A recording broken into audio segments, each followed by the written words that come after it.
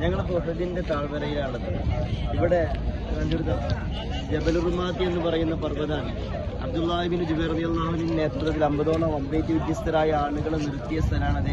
അതുപോലെ എൻ്റെ പിറകിൽ കാണുന്ന വലിയ മലേതന് ഉഹദ്. ഞാൻ അതിനെ ഇഷ്ടം വെക്കുന്നു എന്ന് ഹബീബായ മുത്തനബി സല്ലല്ലാഹു അലൈഹി വസല്ലം ഞങ്ങൾ പറഞ്ഞ പർവ്വതമാണിത്. അതുപോലെ ഹംസ റളിയല്ലാഹു അൻഹുവിന്റെ നാമധേയത്തിലുള്ള പള്ളിയാണിത്.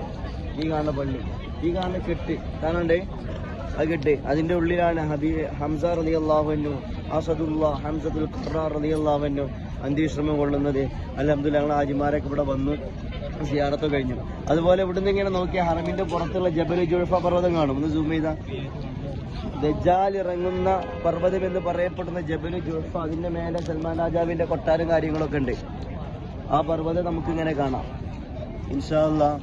ആ പർവ്വതത്തിന്റെ മുകളിലാണ് ദജ്ജാൽ ഇറങ്ങുന്നത് എന്ന് പറയപ്പെടുന്നത്. അപ്പോൾ ഈ ഹുദൈന്റെ താഴ്വരയിൽ വന്നു കഴിഞ്ഞാൽ ഈ കാഴ്ചകളൊക്കെ സുന്ദരമായിട്ട് നമുക്ക് കാണാൻ കഴിയും.